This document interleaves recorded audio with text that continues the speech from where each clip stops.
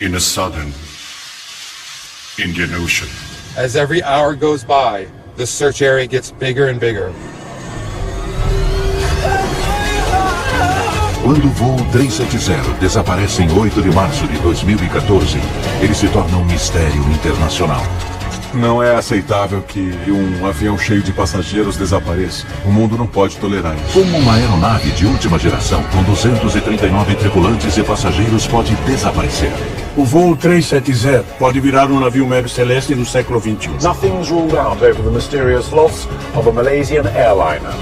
O caso põe em dúvida tudo o que sabemos sobre a tecnologia de aviação moderna e expõe lacunas perturbadoras de comunicação e segurança. Nós vamos ter que pensar de uma forma inovadora para lidar com esse tipo de situação. Nós reunimos alguns dos maiores especialistas em viagens aéreas do mundo para investigar 10 problemas básicos que podem explicar o desaparecimento do voo 370. Nós temos muita tecnologia inteligente, telefones celulares, GPS, nós podemos encontrar qualquer coisa em qualquer lugar e realmente perdemos um avião? Este terrível incidente pode mudar para sempre a forma como viajamos pelos céus?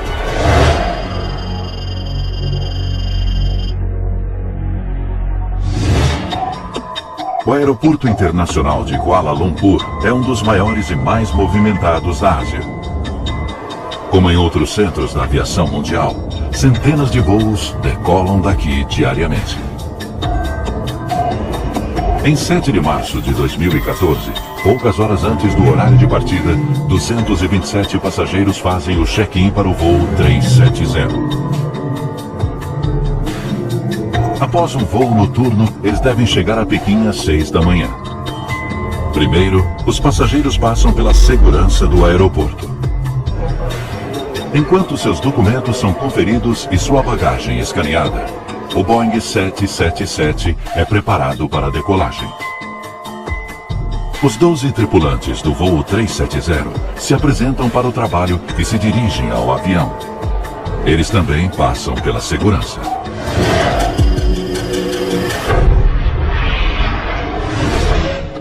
O que o voo 370 deixou claro é que precisamos fazer mais em termos de investigar os próprios membros da tripulação. Nestas imagens de circuito interno, o capitão Zahari Ahmed Shah e seu copiloto Farik Abdul Hamid são vistos passando por um detector de metais antes de embarcar. O jeito mais fácil de burlar a segurança e prejudicar um voo é usando a tripulação. Ninguém checa a tripulação. Em muitos países, os pilotos são investigados apenas ao serem contratados pelas companhias aéreas. Na hora do embarque, eles passam direto pelo detector. A imagem mostra o capitão passando pelo detector. Depois, o oficial de segurança dá um passo à frente, dá um tapinha no peito dele e o deixa passar. Então, temos uma lacuna aí. Se houver alguém mal intencionado entre os pilotos, nós corremos o risco de que ele use essas lacunas para desaparecer dos céus. Enquanto a tripulação se dirige à aeronave, os passageiros passam pelo controle de passaporte.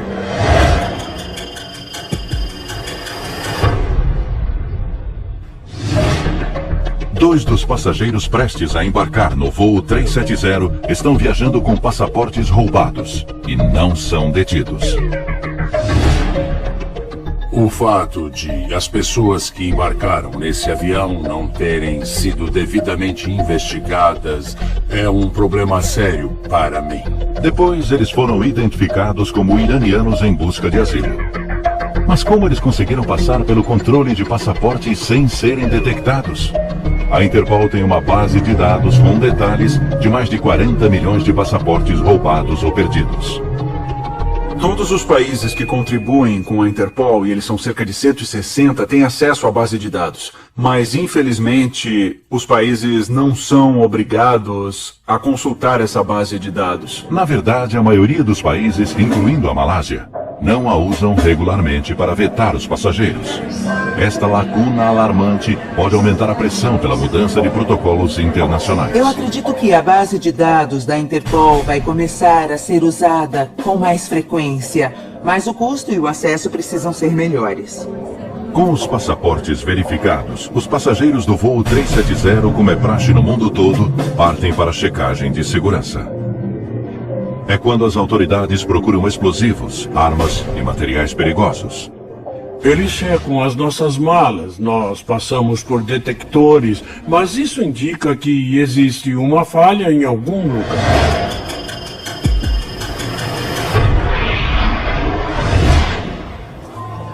Desde o 11 de setembro, o escaneamento corporal e de bagagem se tornou obrigatório em aeroportos do mundo todo.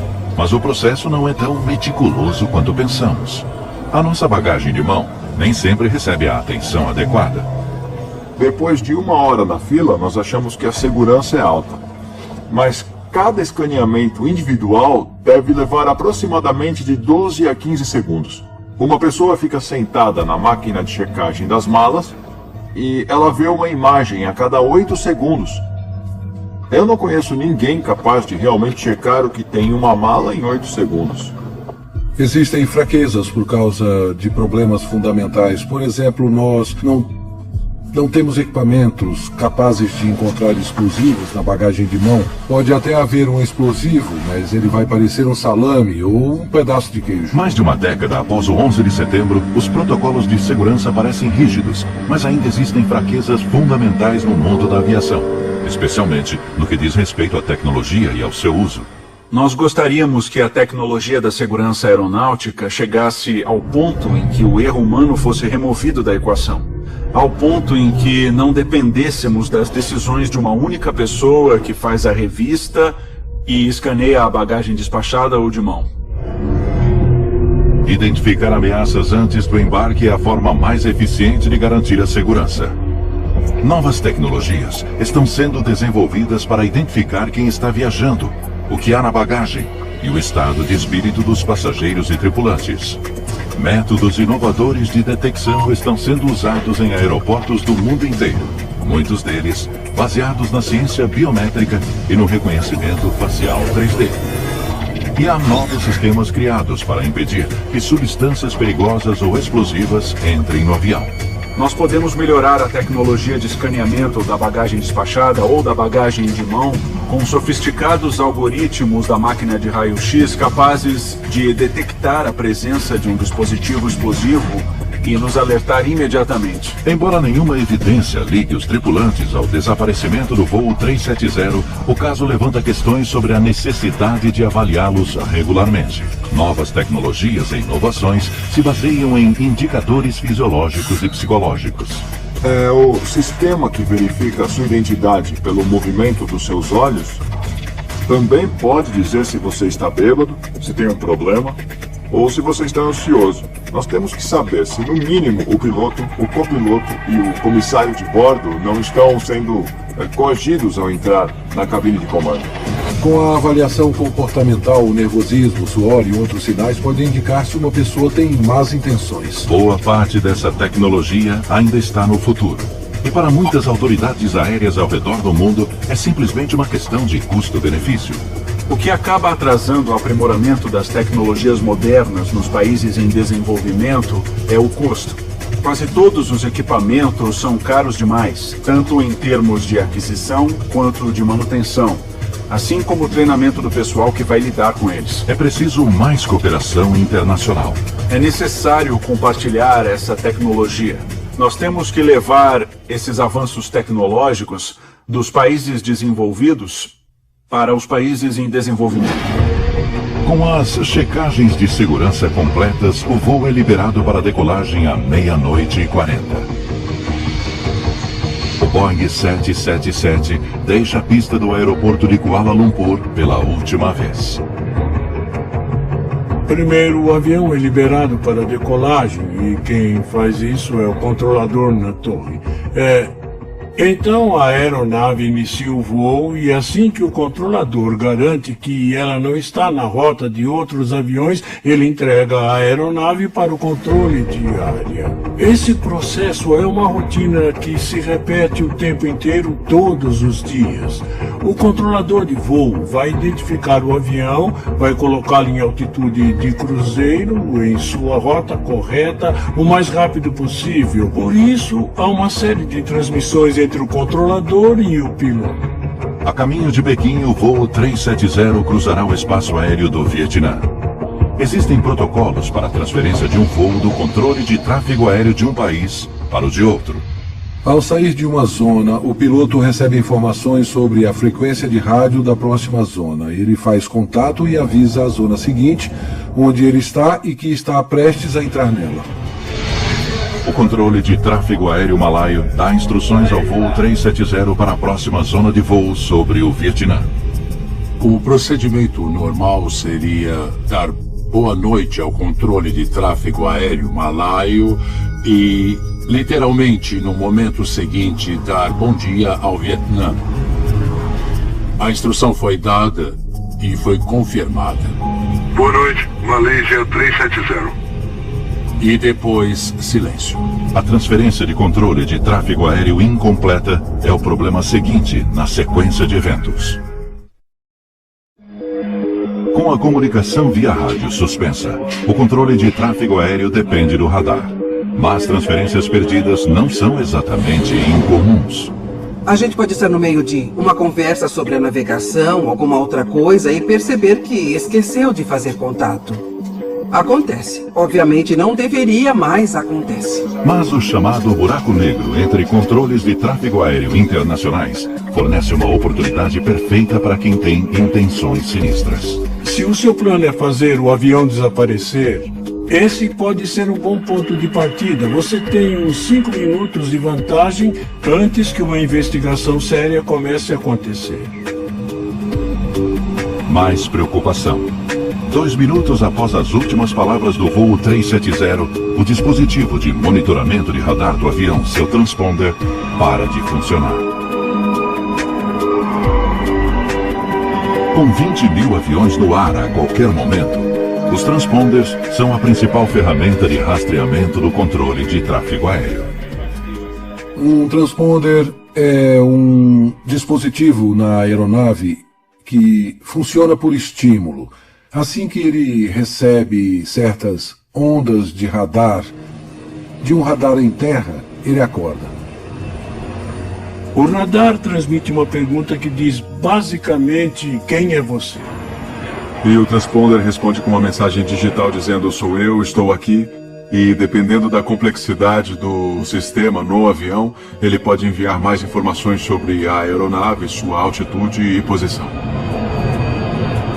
Sem o transponder, o voo 370 corre sério risco de colidir com outra aeronave. A principal razão por que nós fazemos esse controle é por causa do tráfego aéreo, para evitar uma colisão entre aeronaves e garantir que cada uma ocupe seu espaço. Sobrevoando o mar da China Meridional, a aeronave não envia sinais de rádio e seu transponder não aparece nas telas de radar. O controle de tráfego aéreo vietnamita aguarda a entrada do avião em seu espaço aéreo. Mas a contar de 00:21, eles não veem nem ouvem o voo 370. Quando um avião desaparece da tela do radar e cessa a comunicação, o controle de tráfego aéreo fica inconformado.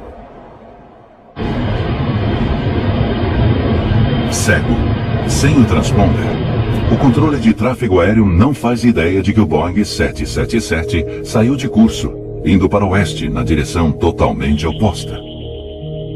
A frequência de desaparecimentos de aeronaves é realmente muito baixa. Mas isso já aconteceu com consequências devastadoras no 11 de setembro, quando os sequestradores assumiram o controle. A primeira coisa que fizeram foi silenciar a aeronave. Eles desligaram o transponder e cessaram a comunicação via rádio. Ninguém sabia exatamente onde estavam os aviões. A tragédia motivou uma alteração de protocolo global.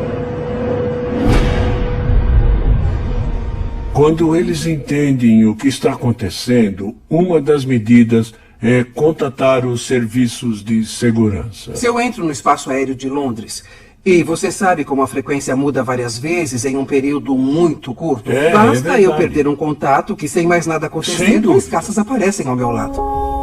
É preciso revolucionar urgentemente o sistema de controle de tráfego aéreo mais uma vez?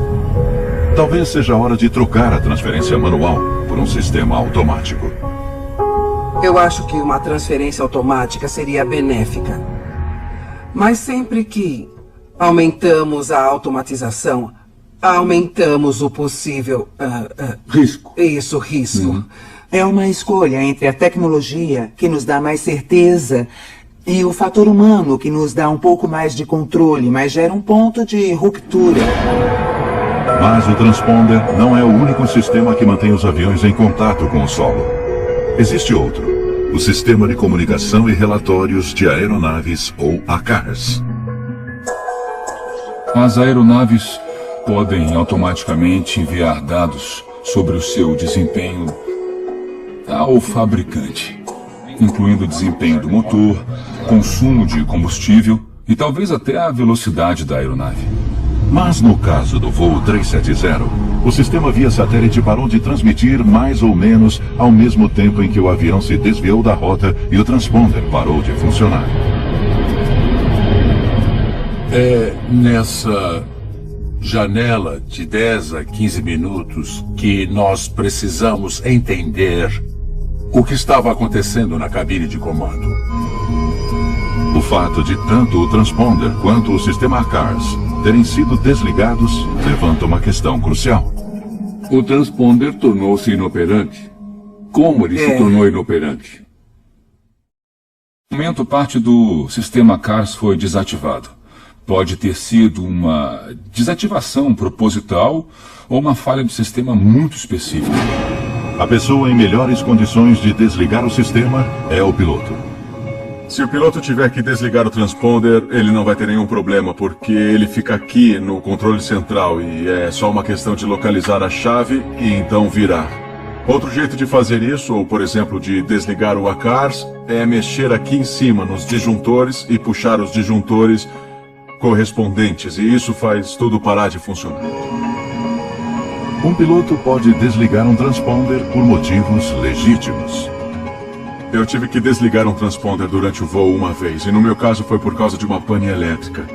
Eu não consigo imaginar uma situação em que eu desligaria o transponder e não informaria o controle de tráfego aéreo sobre a minha decisão. Acidental ou propositalmente, os pilotos devem ter a opção de desligá-lo sem o consentimento da torre de controle? Nós temos que aceitar que o capitão de uma aeronave tem e deve ter o controle total sobre tudo naquela aeronave, incluindo o desligamento dos sistemas elétricos, com exceção dos absolutamente necessários para o controle de voo, para combater, por exemplo, incêndios. A ideia de a torre poder assumir o controle, eu acho aterrorizante. Como a torre pode tomar as decisões que nós tomamos no ar? Encontrar o equilíbrio entre a autonomia dos pilotos e a importância de um monitoramento adequado continuará sendo um desafio. A ação humana não é a única causa possível por trás do colapso dos sistemas de rastreamento. Uma falha mecânica também pode ter desativado os componentes elétricos. Isso pode explicar por que o voo não pôde ser monitorado e a tripulação não conseguiu pedir socorro.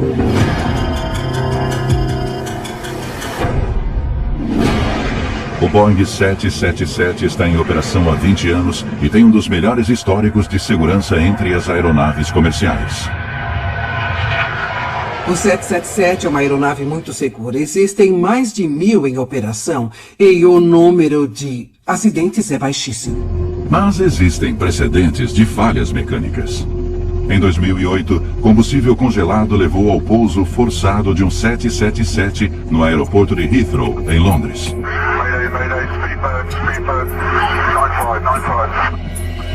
Mas a hipótese de falha mecânica mais provável no caso do voo 370 é um incêndio na cabine de comando, como no Egypt Air 667. Um curto-circuito atingiu o duto de oxigênio da cabine de comando. Em 30 segundos, o fogo abriu um buraco do tamanho de uma mala na fuselagem. Uma falha mecânica explicaria por que o voo 370 virou inesperadamente para o oeste. Em caso de fumaça, fogo, qualquer coisa do tipo, a prioridade é aterrissar o mais rápido possível. Se algo similar aconteceu no voo 370, isso explicaria a curva. Pilotar, navegar, comunicar. Não me surpreende que eles não tenham enviado uma mensagem de emergência. Porque se o incêndio na cabine de comando foi grave, estamos falando de 20 e 30 segundos, não é muito tempo. Mas não há tentativa de aterrissagem. O voo 370 segue na direção errada, rumo ao mar. Embora os dispositivos de rastreamento estejam desativados, um link de comunicação vital continua ativo. Os pings, ou sinais de dados da antena de satélite. Os pings são uma resposta automática da aeronave dizendo sim, ainda estou aqui. Os pings continuam sendo transmitidos mais de 6 horas após o avião sair da rota. Esse fato se torna vital na busca pelo voo 370. Embora os pings não forneçam nenhum tipo de dado sobre a localização da aeronave, nós sabemos, graças a eles, que a aeronave continuou voando por diversas horas após a perda de contato. Hoje nós sabemos que o avião seguiu em direção à latitude 40 graus, que concentra os ventos mais hostis do Oceano Índico Sul. Mas quem estava no comando? Homem ou máquina? Se o piloto para de comandar o avião, normalmente o piloto automático assume e continua no comando até o avião pousar em seu destino ou até acabar o combustível ou alguma outra coisa dar errado. Como um avião fantasma. Estaria o piloto automático levando o voo 370 ao lugar do seu descanso final e obrigando o mundo a conviver com o mistério?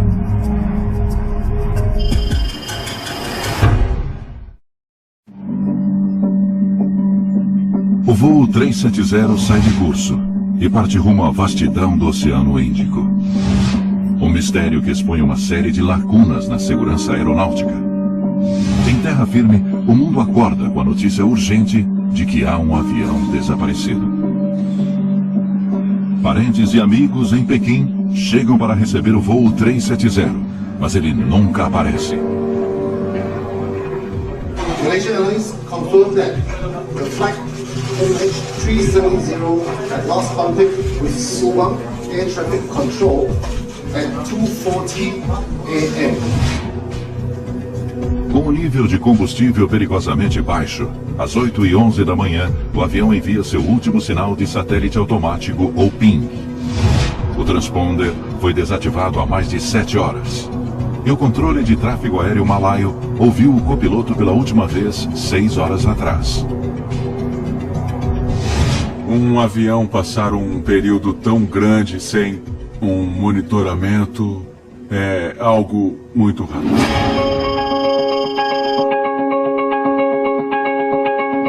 É incrível, nós temos muita tecnologia inteligente, telefones celulares, GPS. Nós podemos encontrar qualquer coisa em qualquer lugar do mundo e realmente perdemos um avião com tanta gente a bordo? Como encontrar um avião desaparecido? O primeiro método é rastrear a partir do solo, através de radar. Uma lacuna fundamental é a nossa dependência de tecnologias limitadas. O radar existe desde a Segunda Guerra Mundial. Ele exige uma estação em terra por perto e sai de alcance a algumas centenas de quilômetros da costa. O voo 370 desaparece das telas de radar do controle de tráfego aéreo quando seu transponder é desativado, menos de 1 hora após a decolagem. E apenas 2 minutos após o copiloto dar boa noite. Os radares primários das Forças Armadas, que não dependem de transponders, ainda conseguem monitorar o avião. Mas depois de 90 minutos, eles também o perdem. O radar primário tem limitações. Ele deve ter um alcance de 150, 200 quilômetros na altitude em que o avião estava, então ele tem um valor limitado. O radar da aeronáutica malaia registra um objeto não identificado, provavelmente o voo MH370 em um ponto ao sul de Phuket. Os registros do radar também confirmam que o avião virou para o oeste. O maior obstáculo é a falta de estações terrestres. Então nós cobrimos algumas centenas de quilômetros a partir da costa, mas na verdade não cobrimos vastas áreas do mar para onde esse avião parece ter ido. Então, quando o voo 370 desaparece de todos os radares, alguém continua observando? Nesse caso, quem?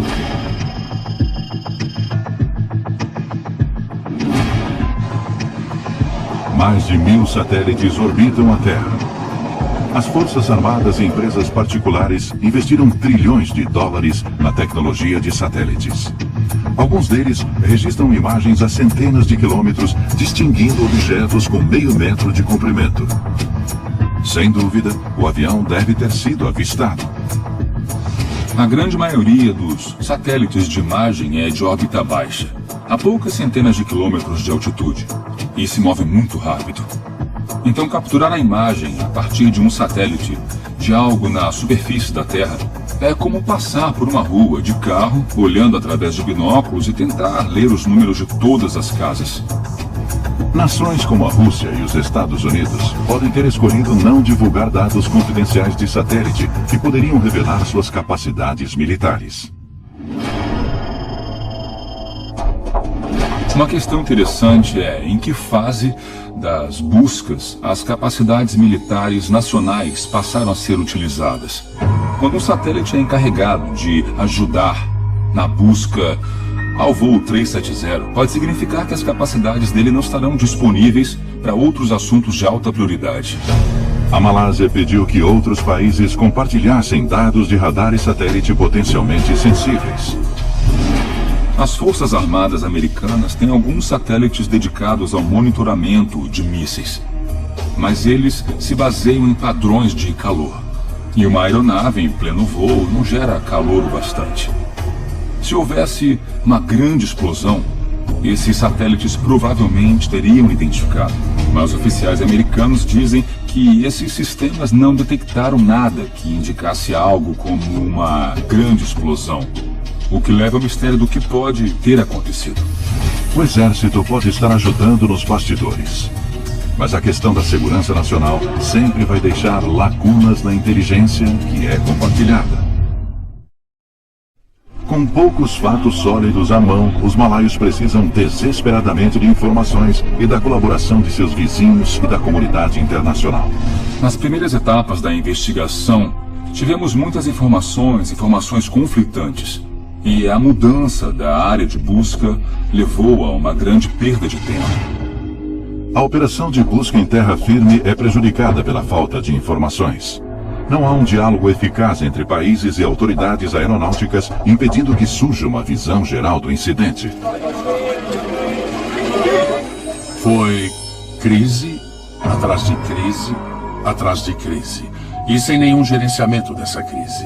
As informações sobre o paradeiro da aeronave nos estágios iniciais talvez devessem ter sido filtradas em um nível bem mais alto por uma autoridade bem maior. Uma informação vem à tona graças à operadora de satélites britânica Inmarsat. Os dados de satélite dos pings da aeronave. Mas eles são ignorados, talvez até ser tarde demais. Na perda deste avião, vimos que os países não se comunicaram direito e tempo foi perdido. Existem protocolos para desastres internacionais, mas as circunstâncias do desaparecimento do voo 370 são únicas. Para uma busca em águas internacionais, a nação afetada pode invocar a Carta Internacional sobre o Espaço e as Grandes Catástrofes, que prevê a ajuda de países como a China e os Estados Unidos. Os membros disponibilizam um ou mais de seus satélites para coletar imagens da área especificada e as fornecem ao país que invocou a carta. No entanto, a carta não estipula exatamente como darão a assistência. E cabe aos países fazer todo esse trabalho. É provável que possamos melhorar muito a colaboração entre diversas organizações e países que possuem capacidades diferentes, especialmente em termos de imagem de satélite e telecomunicações. Os protocolos existem, mas as nações envolvidas precisam se comunicar com mais rapidez e eficiência. Parece que o mistério não resolvido do voo 370 pode levar os países a buscar uma abordagem padronizada e talvez uma entidade superior realmente global possa começar a surgir e nós precisamos dela. Enquanto o mundo vasculhava o mar da China Meridional em busca do voo 370, em Londres, os técnicos da Inmarsat decidiram tentar localizar o avião analisando os pings ou dados enviados ao satélite. O sistema continuou emitindo os pings para a rede. Os sinais enviados pela estação terrestre perguntavam para a aeronave: "Você está aí?" E a aeronave respondia: "Sim, estou aqui." E isso ocorria de hora em hora com uma frequência previamente determinada. Mas os pings de satélite emitidos para e pela aeronave não informam a localização do avião. No entanto, apesar da falta de dados, a equipe enfrenta o desafio. Programadores usam os 8 pings enviados pelo avião para determinar sua possível trajetória. Análises isolam 2 possíveis corredores que o avião pode ter usado. Um rumo ao norte entre a Tailândia e o Cazaquistão. O outro rumo ao sul, entre a Indonésia e o Oceano Índico Sul. Nós usamos a diferença de velocidade com que o sinal foi da aeronave até o ponto fixo, o satélite no espaço. É o chamado efeito Doppler. Imagine um apito de trem ficando mais alto ao se aproximar de você e mais baixo ao se afastar. Nós usamos esses sinais para determinar em que ponto daquela rota específica o avião poderia estar. A equipe foi um passo além, criando algoritmos complexos para analisar as trajetórias de diversos voos de 777s da Malaysia Airlines rumo a Pequim. Ao fazer isso, eles puderam deduzir a rota mais provável para o avião, o corredor sul. Eles tinham um palpite bem sólido de para onde a aeronave foi. Então eles compararam com outros 6 aviões que decolaram no mesmo dia. E deu certo. Ao aplicar esse modelo ao caso do voo 370, eles conseguiram mostrar de forma bastante convincente que ele deve ter seguido rumo ao sul. A área de busca se resume a um corredor de 160 quilômetros no Oceano Índico, a oeste de Perth. O primeiro-ministro malaio dá a notícia. According to this new data, flight MH370 ended in the southern Indian Ocean. Agora os investigadores sabem o lugar mais provável da queda. E uma operação internacional de busca está em andamento. Não existe certeza sobre o que aconteceu, e isso é impensável. Nós temos que saber o que houve para evitarmos no futuro. Mas ainda há 2 evidências vitais que precisam ser encontradas: o gravador de dados de voo e o gravador de voz da cabine, as caixas pretas. Essas 2 unidades sobreviveriam a um impacto considerável e, sem dúvida, sobreviveriam embaixo d'água. E caso os investigadores encontrem as caixas pretas, elas podem ironicamente se tornar o maior mistério de todos. Com o passar das semanas e sem nenhuma resposta sobre o que aconteceu com o voo MH370, a dor e a raiva dos parentes aumentam. Finalmente, os investigadores conseguem isolar uma área onde a aeronave pode ter caído. Ela cobre 254 mil quilômetros quadrados nas profundezas do Oceano Índico Sul. Mas é preciso encontrar uma parte crucial do avião. Outro mistério: as caixas pretas.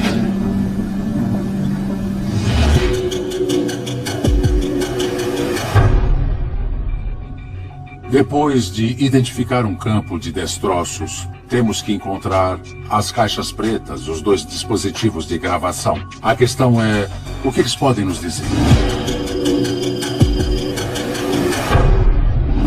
Uma caixa preta tem 2 partes, ambas localizadas na traseira da aeronave. O gravador de voz da cabine registra vozes e sons de 4 microfones espalhados pelo painel. Já o gravador de dados de voo registra dados de vários sensores ao longo da aeronave. Em algo como o Boeing 777, cerca de 1.500 parâmetros seriam registrados. Ele grava velocidade, altitude, despressurização da cabine, uma vasta gama de parâmetros. As caixas pretas são equipadas com um sinalizador submarino que é ativado pelo contato com a água salgada. Ele emite um ping, um sinal parecido com uma batida cardíaca para dizer, eu estou aqui. A equipe de busca, então, precisa localizar este sinal e ele tem um alcance bem curto, apenas alguns quilômetros. Mas o voo 370 expôs uma falha no projeto da caixa preta. A fraqueza é que elas são difíceis de encontrar, especialmente em uma queda no mar. Foi uma das coisas que nós vimos no voo 370. No momento, a lei só exige que a bateria do localizador submarino dure 30 dias. Foi aprovada uma mudança para que ela dure 90 dias, e isso está ocorrendo lentamente. Outra falha fatal da caixa preta é que mesmo que seja encontrado, o gravador de voz não deve revelar o que aconteceu na cabine de comando quando o avião mudou de curso. Uma das desvantagens do gravador de voz é que ele só tem uma duração de 2 horas. E isso não é o suficiente.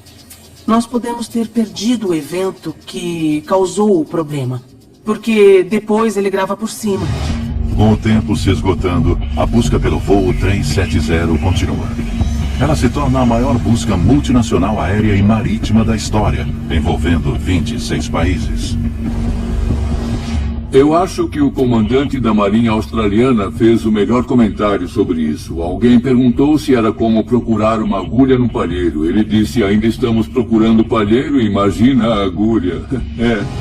Com a esperança diminuindo, 4 semanas após o desaparecimento do voo 370, surge a notícia de que barcos chineses e australianos detectaram sinais que podem estar vindo da caixa preta. British, Australian and US teams are using sonar and listening devices to try and capture pings emitted by the device. A busca se intensifica a 1.600 quilômetros ao noroeste de Perth.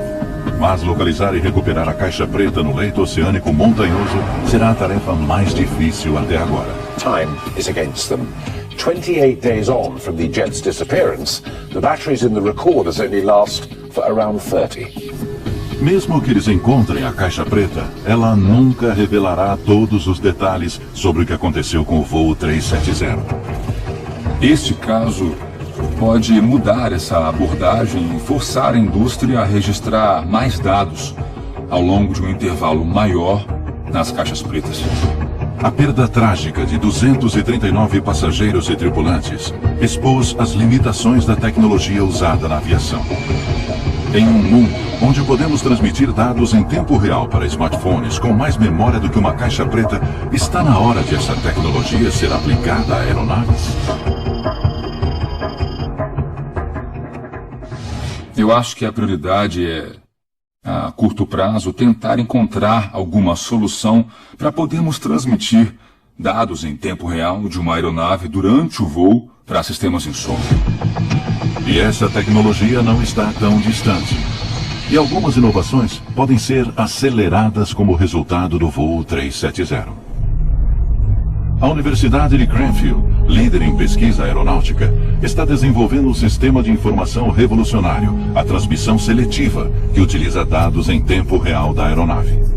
Em vez de fazer a aeronave transmitir dados o tempo todo, nós esperamos que ela entre em uma situação incomum, talvez no meio de um acidente, e só aí ela passa a fornecer informações, altitude, velocidade, nível, inclinação, parâmetros como estes, para tentarmos entender se algo incomum está acontecendo. A transmissão seletiva enviará dados vitais em tempo real ao fabricante e será mais fácil localizar a aeronave em caso de acidente, como o do voo 370. Mas sua aprovação e instalação em aviões de passageiros pode levar anos. Já existe tecnologia disponível para companhias aéreas dispostas a instalá-las e fornecem feedback de performance em tempo real. Novos motores aeronáuticos de empresas como a Rolls-Royce e a GE têm a capacidade de automaticamente enviar dados sobre o seu desempenho para os fabricantes. Não se sabe se o voo 370 possuía esta capacidade. Se a transmissão automática de dados estivesse ativada, nós poderíamos reduzir muito a área de busca do paradeiro da aeronave. E se a aeronave do futuro, transmitindo dados em tempo real, fosse um passo além, com um piloto virtual? Eliminaria a possibilidade de erro humano? A Universidade de Tóquio está desenvolvendo um sistema de controle de voo inteligente usando inteligência artificial. O principal motivo para a queda de aeronaves é o fator humano, o erro humano. E acho que precisamos desenvolver um sistema totalmente automático sem a intervenção de um piloto. Quando o piloto não pode controlar a aeronave totalmente em caso de falta de oxigênio ou de terrorismo, por exemplo, a torre pode assumir o comando para uma aeronave descontrolada ou desgovernada aterrissar em segurança. Enquanto os cientistas buscam respostas inovadoras para as questões levantadas pelo voo 370, podem surgir soluções de tecnologia sendo desenvolvidas para atender a demanda dos passageiros pelo mesmo acesso à internet que eles possuem em terra. A hiperconectividade nos céus está prestes a se tornar realidade com a Global Express. Nós estamos preparando o lançamento de 3 satélites de órbita geoestacionária que vão orbitar a Terra a 38 mil quilômetros e fornecerão cobertura em todo o planeta. Isso promete revolucionar a viagem aérea e tudo o que sabemos sobre a conexão com a rede. Você vai poder levar o seu próprio dispositivo a bordo do avião, seja ele um laptop, um tablet ou um smartphone, e se conectar a uma rede sem fio instalada na aeronave. E assistir TV e se conectar à internet com a mesma velocidade que consegue ter no solo. Eu acho que com o voo 370 estamos vendo que vivemos num mundo voltado para o conforto dos passageiros, para os sistemas de entretenimento, para a satisfação das empresas, e isso deixa claro que estamos priorizando todas essas coisas em detrimento da segurança de todos a bordo. Embora a hiperconectividade e a transmissão de dados em tempo real possam fechar algumas das lacunas tecnológicas atuais, os cientistas já estão pensando no futuro. A 6ª geração de satélites só vai ser lançada na década de 2020. Mas ela já está sendo planejada. A cabine de comando, os serviços de segurança, a comunicação com os pilotos, a comunicação com o solo, o monitoramento da saúde da aeronave, tudo isso vai contribuir para atingir um novo patamar. Enquanto o mundo continua acompanhando os eventos trágicos do voo 370, os investigadores precisam encontrar os destroços e recuperar a caixa preta para solucionar algumas dúvidas-chave. Mas podemos nunca ter todas as respostas. O que nós descobrimos é que esta não é apenas a história de um avião desaparecido. É também a história de problemas na comunicação e na tecnologia aeronáutica. Os passageiros precisam ter certeza de que a segurança é a grande prioridade, tanto no aeroporto quanto no ambiente da aeronave. Porque sem os passageiros não temos uma indústria para proteger. A tecnologia aeronáutica, por mais sofisticada que seja, ainda é vulnerável a erros e sabotagens. Temos que descobrir, nós temos que saber o que aconteceu e nós temos que aprender as lições para impedir que aconteça de novo. Estas falhas permitiram que um voo de rotina se tornasse um dos maiores mistérios na história da aviação. No fim das contas, a questão é: qual vai ser o custo de implementação de toda essa tecnologia e dessas melhorias? E quem vai estar preparado para arcar com esse custo? Os governos, as companhias aéreas ou os passageiros?